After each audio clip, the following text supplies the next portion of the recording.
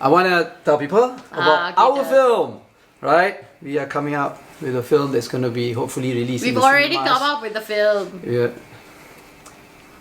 Where is it? Not out yet, right? So we're planning to release it in January, hopefully in the cinemas. But yeah, it's a documentary about the bajau laut in Sabah and all that. And we'll be working for a good part of this whole year to do it. As we all know, it's a documentary like this in the cinemas. We are not delusional into thinking that it's going to sell a lot of tickets. If any. But we did do a lot lah. We put a lot of work into it. We are still doing a lot. Yeah, and we feel that it's an important story to tell. And we're doing like preview screenings here and there. I mean, seeing if we can get some support for people to we're gonna try to pre-sell these tickets. Whoever feel like they believe in the story and they want to help, they can, what can they do? They can contribute to us buying tickets for other communities to watch. Like if they feel it's worth watching, by other people. Yeah, you pre-buy these tickets, and then we at FAT BIDIN will try to organize trips for these people. We'll buy the tickets for them based on your contributions, whether it be school children or university students or anyone, marginalized communities or even the bajau laut community themselves. Yeah. For them to watch this film, because we want to try to create more awareness about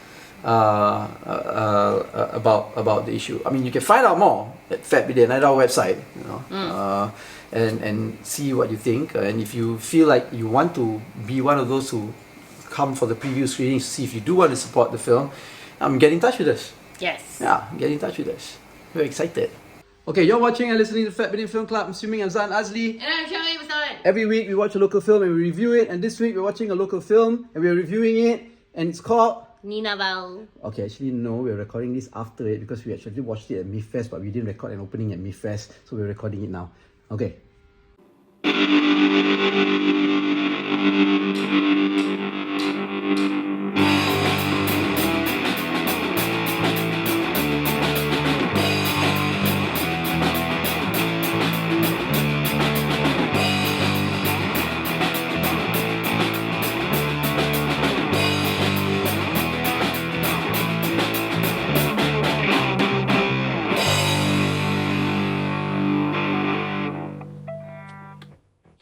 Okay, so we watched Ninavau. Yes. But we watched Ninavau at the MIFest. It was the opening film of MIFest. We've watched Ninavau 2 times.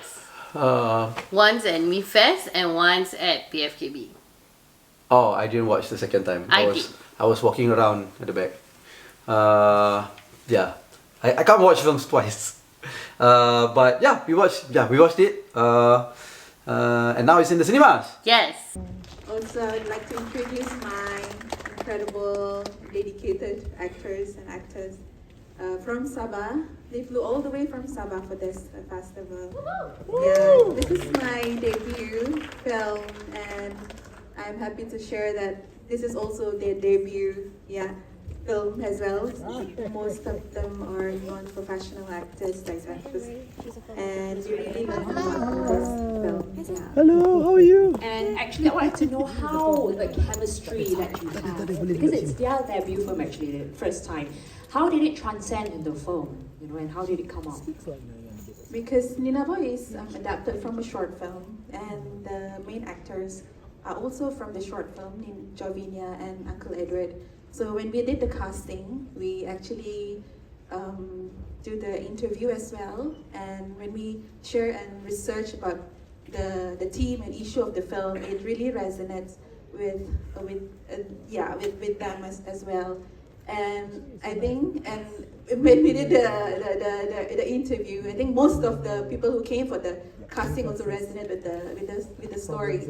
And yeah, so I think it's not a difficult process really for us to process the stories. I think to work together. The strength, Okay, what's the film about? It's directed by Bebra and produced by Moose. Yes. Their husband and wife. Bebra is also we kind of called her in to review a rough cut of our film. Jom kita ke laut to just give feedback and all that.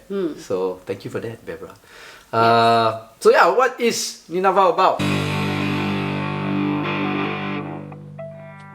So now you're gonna feedback her film. Yes. Out in the cinema. We are gonna feedback. We're gonna give feedback to her film. Ninavau is about a Sabahan woman who has worked in KL for a few years and has now returned to Sabah for her sister's wedding. But she has a secret. So the secret is that while she was in KL, she has converted to Islam. Okay? But her family doesn't know. And the story basically revolves around kind of the socio-politics within Sabahans itself, about how they are worried when Sabahans move to West Malaysia because There's a risk they of get them corrupted and converted. convert to Islam. So Yeah. it's a big thing there, lah. I guess. Yeah, It's like a stigma. like, especially for women, you know, they convert for husbands that eventually leave them, and then they or have to come back to the church because, you know, or they convert for their husbands and then their family like ostracizes them and then their husbands leave them. So there's a lot of that, which shows the resistance to why she doesn't want to basically say lah that she has converted. And then it moves into like the turmoil of when her family finds out, how they find out, and the story kind of goes from there. Yeah. Yeah. It's also about yeah, lah, about family lah, really. Yeah, the whole show is about family. Yes. Okay, so what do we think about the film? I really, really like this film. I watched it twice. It is Bebra's first feature film. First feature film. Yeah. But it started as a short film many, many, many years ago, which I also watched because we were both a part of this like filmmakers anonymous thing. And Bebra was obviously making better films than I was even then. And I remember the first short film I've ever seen of Bebra's was about her grandmother. And then this was the second one, and it was about this girl who was like, you know, secretly converting, and it was a short film. And then now it's turned into this big feature film. So the first time when it was screened at MIFES, it was the opening film. And I didn't know that there was going to be like, there was another screening that you could buy tickets for, but it was at a timing where we couldn't go. So I had like, kind of like, inserted us into that screening because I really, really wanted to watch this film.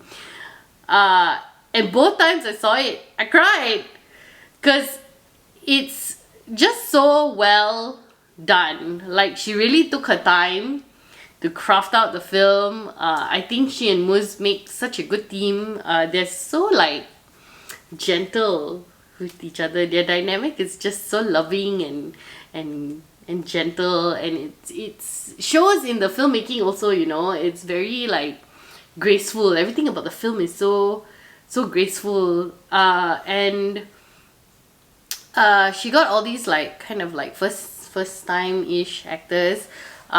And because it's a story that's about family, right? You doesn't really feel like they're acting. It's just that they're kind of being a family lah. So the dynamic of that also was really nice.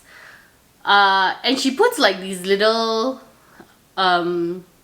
very subtle actions in the film to kind of give you the message, you know, which I really like. I like subtlety in films. And I just thought it was just such an emotional, such a heartwarming story that felt really real, and it's not overwhelming to watch, but it really like brings you on that journey lah with this Ninavau, you know, and all her conflicts and her parents, and then it really makes you feel it lah. So I thought that watching it the second time I wouldn't feel it as much as so, but I did. I really did. And it was I don't know. I thought it was just really such a touching and impactful film that is not trying so hard. It's not trying to be something something that it's not, and it's really just really purely telling this story lah. So yeah, I love that. Yeah, it's a very gentle story. It's a very gentle story. It's not overly dramatic. It's not. It's a very realist story. I like it too. I like it very much. And one of the reasons I like it, look, I don't think I want to talk about how the film was made, like the directing or the, you know, because it's there, right? The film is done well. The story is told very clearly. There is control. There is. It's made well, right? So that's not what is appealing to me when it comes to the film, right? Because it's a given, it's a well-made film. What appealed to me is the issue that the film tried to talk about, right? Because we in Malaysia, we talk about representation, right? We talk about representation and how all different communities and ethnic groups and religious groups all get equal representation in the media. Well, we aim for equal representation. But if you look at the media, television, film, it's all dominated by West Malaysia when it comes to Malaysia lah. Sabah Sarawak always sideline. Actually, even in West Malaysia also, it really just boils down to the Klang Valley, KL, PJ, Shah Alam, you know. Gombak, Ampang, all that, Bangsa, that one is very, very well represented in all the movies and all the TV shows and media and all that. So, I don't think the Malaysian film industry actually does a very good job in trying to create diversity to show how big the Malaysian society is lah, masyarakat Malaysia is, right? So, it's really important that other communities try to, I guess, represent themselves. Right? But I'm also not a believer of, or just because, like, let's say like Sabah, right? For example, they're underrepresented in the media, they're underrepresented in the film industry. So then they make films about Sabah culture, about Sabah stories and all that, and then put it out there, but it's bad. I'm just giving an example. I'm just saying, right? But the story is bad, the filmmaking is bad, and then we just go support it because we're supporting diversity or we're supporting representation. I don't like that. Okay. Right? It needs to be good lah for it to be well represented. Okay. Right? So Bebra's film? So give me my time to develop what I want to say. Right? Okay. So there have been many films like that, whether it's from Sarawak, whether it's from Sabah, whether it's from any other, like, you know, underrepresented communities and groups, right? They come out. There have been many bad ones, but we support it anyway. Well, society lah, we support it anyway because it's underrepresented. I understand why. I really understand why. But I don't know, I feel it's also kind of like bad representation if it's done badly lah. But then Ninavau, right? Ninavau is it's like, I want to say, it sounds so pretentious to say that we can see the authenticity in the film. We can see that, they put their heart and soul into the film. No, it's true. It is so true. She did do all these things. I understand that, and we can see it, right? But how do we quantify their passion that went into the film? How can we quantify or you know, say that, see, because they're authentic, right? So then you see the film become like that. It's hard. I mean, we understand it, and that's why it's authentic, right? But hard to say lah. You can't really give a definitive definition. But the film is good, right? You don't see.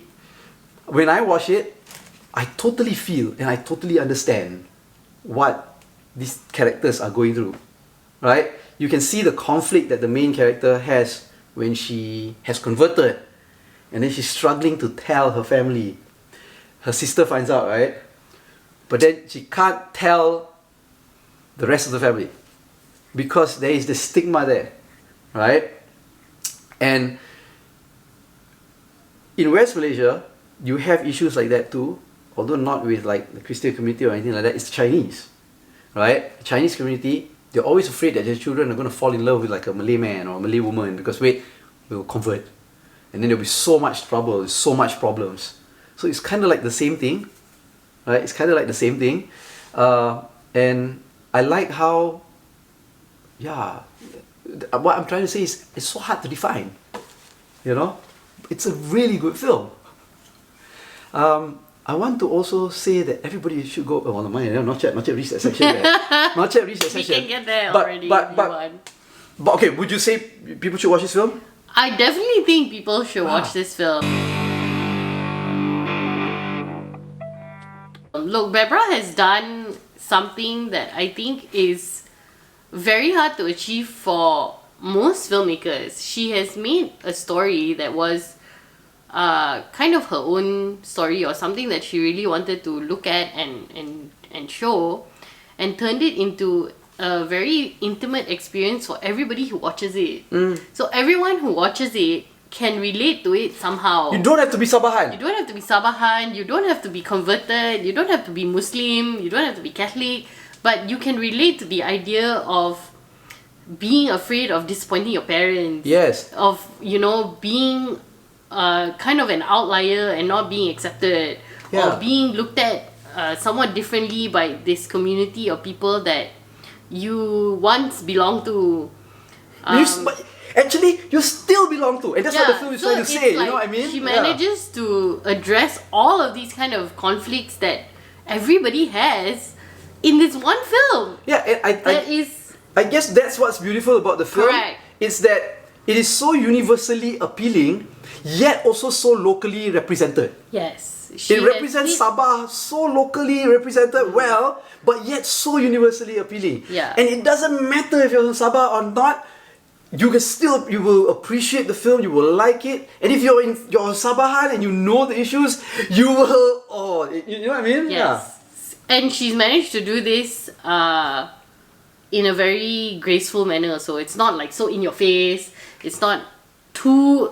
It's not aggressive in its messaging and everything. It's not confrontational. It's really not provocative. correct. It's not. It's just there. It's live. And it's telling you the story very gently, but in a very impactful way lah. So you will still walk away with something. So yes, everyone should watch it. It's only showing in the cinemas in a limited release. So it's going to be gone from the cinemas after the 9th of December, my birthday. So you need to watch it now. Why is it so limited? I don't know. It's just got a limited run. I do want to say that I want a lot of people to watch this film. But I also kind of like know that maybe not a lot of people might go and watch this film. Yeah, because it's not like some blockbuster. Because there's no explosions, there's no what. But trust me, it is beautiful in the fact that it just takes normal life and highlights it as like cantik lah. You know, Bebra, kau makan apa sebenarnya? Bukan macam ni. Makanan masakan mus. Oh, masakan mus lah. Anyway, so yes, everybody needs to watch this film in the next few days. Make sure you do this over the weekend. I feel like we're not even doing justice in how we're reviewing this film. Please watch this film. Yeah, because I don't know how else to tell you that you need to watch this film. You need to feel it yourself, really, to fully understand. Everyone who has seen it has said this, so just believe all of us, the people that have seen it, and go and watch this film. Alright, so let us know what you think. yes, right? Now it's got me thinking, right? Don't just, like, when our film comes out, don't just watch it because you rarely watch documentary films in the cinema. Watch it because it's good also lah. But who's gonna come out and say that this documentary is good? You actually need people to say that, and no one. Bebra wrote a very nice post about our documentary. Did she say your documentary is good? She did not. But See? she said it's important and everybody should watch it. She just say it's good. Yeah, and she said that it's important that we did what we did because more documentaries will come out in the cinema. So anyway, let us know what you think, okay? Like this video, don't like this video, subscribe to our channel, follow us on all our social media platforms at FAT BIDIN, or go to fatbidin.com to get everything. You've been watching and listening to the FAT BIDIN Film Club. I'm assuming I'm Zan Azli. And I am Cheryl Bustawan.